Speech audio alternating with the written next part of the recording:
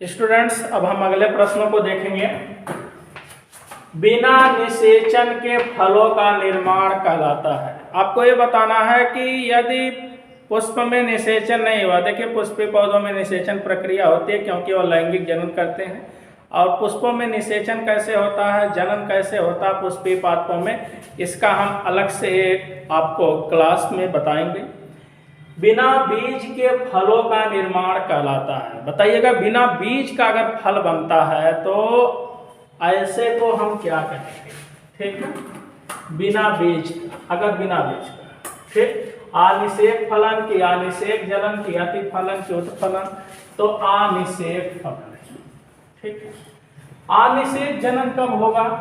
जब बिना निषेचन के, वहां शब्द लग जाएगा बिना निषेचन के, यहाँ बीज लगा हुआ है तो वहां शब्द लग जाएगा बिना निषेचन के। और अनिषेक जनन एक जीव में भी होता है, उस जीव का भी नाम याद रखिएगा, और उस जीव का नाम है मधुमक्खी।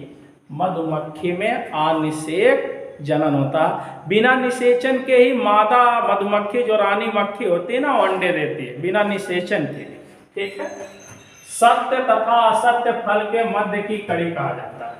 सत्य फल उसे कहते हैं जिनका निर्माण अंडाशय से होता है। पुष्प के किस भाग से होता है? अंडाशय से होता है। परंतु असत्य फल उसे कहते हैं जिनका निर्माण अंडाशय के बजाय, पुष्प के अंडाशय के बजाय पुष्प के अन्य भाग से हो जाए, या पुष्पासन से हो जाए, दलपुंज से हो जाए, बाह्य दलपुंज से हो जाए, वर्तिकाग्र से हो जाए, वर्तिका से हो जाए, अन्य भाग से हो, परंतु अंडाशय से ना हो, तो उसे हम क्या कहेंगे? असत्य फल। तो असत्य फल के बहुत सारे उदाहरण हैं, जैसे कटहल है, जैसे सेब है, जैसे स्ट्रॉबेरी है। तो ये सब उदाहरण है असत्य फल के। तो यहाँ पूछा गया जो सत्य भी हो असत्य भी हो, याद रखिएगा, सत्य और असत्य के बीच की कड़ी हो, तो इसमें ऑप्शन होगा सही काजू।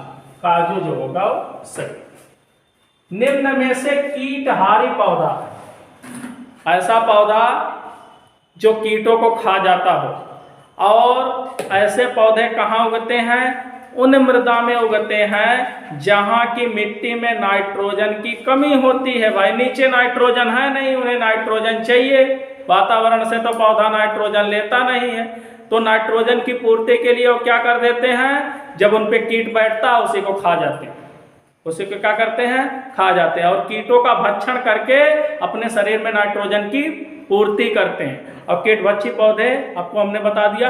ये प्रश्न भी पूछा जाता है कि कीटभक्षी पौधे कहाँ पाए जाते हैं? तो कीटभक्षी पौधे या कीटहारी पौधे वहां पाए जाते हैं जहां पे नाइट्रोजन की कमी होती है, जहां की मृदा में। ठीक है, तो ड्रोसेरा जो है एक कीटभक्षी पौधा है। ड्रोसेरा है, यूट्रिकुलेरिया है, ये सब क्या है? ये सब है कीटभक्षी पौधे। दोहरा निषेचन किन पादपों का प्रमुख लक्षण है? यानी निषेचन होता है लेकिन दोहरा निषेचन होता है, जिसे हम डबल फर्टिलाइजेशन कहते हैं। और डबल फर्टिलाइजेशन, दोहरा निषेचन पुष्पीय पादपों में ही होता है। किसमें होता है? पुष्पीय पादपों में ही होता है। और दोहरा निषेचन की खोज करने वाला वैज्ञानिक था नवासिन ने दोहरा निषेचन की खोज की थी। तो ब्रायोफाइटा है कि टेरिडोफाइटा है कि अनावृत बीजी, आवृत बीजी। अब आप समझ गए होंगे जब हमने ये बताया कि पुष्पीय पादपों में होता है, तो पुष्पीय पादप कौन है? ब्रायोफाइटा पुष्पीय पादप है? नहीं है। टेरिडोफाइटा है? नहीं है। अनावृत बीजी पुष्पीय पादप जरूर है, लेकिन अनावृत बीजी के पुष्प में अंडाशय नहीं होता, याद रखिएगा, अंडाशय नहीं होता। इसीलिए अनावृत बीजी पौधे कैसे होते हैं? उनके बीज नग्न होते हैं। कैसे होते हैं? बीज नग्न। अनावृत, जिनके ऊपर कोई आवरण ना हो, आवरण उनके बीज पे नहीं होता। क्यों नहीं होता? क्योंकि उनमें अंडाशय का निर्माण उनके नहीं होता। आगे देखिए, आवृत बीजी। आवृत बीजी वे पौधे हैं जो पूर्णतः विकसित पुष्प वाले पौधे हैं, यानी जिन्हें हम एंजियोस्पर्म कहते हैं इंग्लिश में। तो एंजियोस्पर्म यानी आवृत बीजी। और आवृत बीजियों का प्रमुख लक्षण क्या है? यही ऑप्शन सही होगा, आवृत बीजी। दोहरा निषेचन उन्हीं का लक्षण है। दोहरा निषेचन क्या है, इसके बारे में हम आपको आगे पढ़ाएंगे। भ्रूणपोष होता है, पूरा दोहरा निषेचन पढ़ाया जाएगा, आपको अच्छे से आ जाएगा। भ्रूणपोष होता है, भ्रूणपोष की बात कर रहे हैं। जो एंडोस्पर्म होता है वो क्या होता है? 2n यानी द्विगुणित, कि n यानी आगुणित, कि 3n यानी त्रिगुणित, कि 4 चतुष्गुणित। ठीक ना। अब यहां देखिए n का मतलब यहां क्या है, कोशिकाओं की संख्या। देखिए दोहरा निषेचन जब होता है तो अंडाशय में दो संरचनाएं बनती, एक भ्रूण और एक भ्रूणपोष।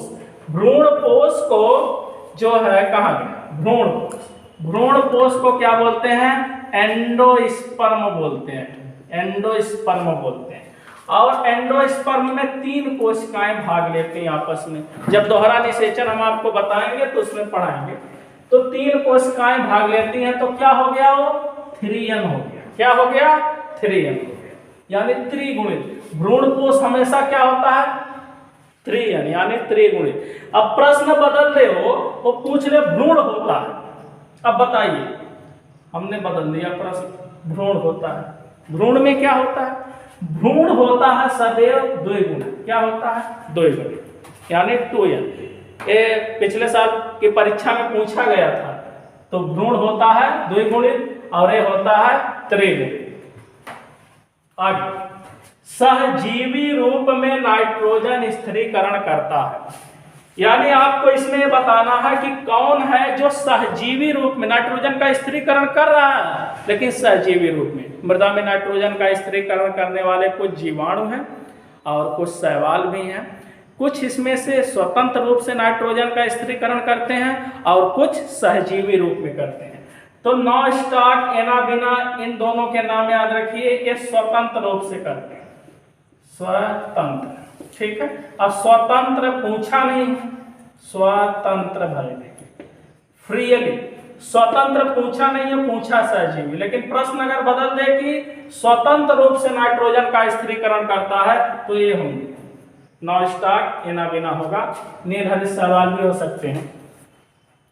यहां पूछा है सहजीवी रूप में, तो सहजीवी रूप में कौन बचा, राइजोबियम। कौन है, राइजोबियम।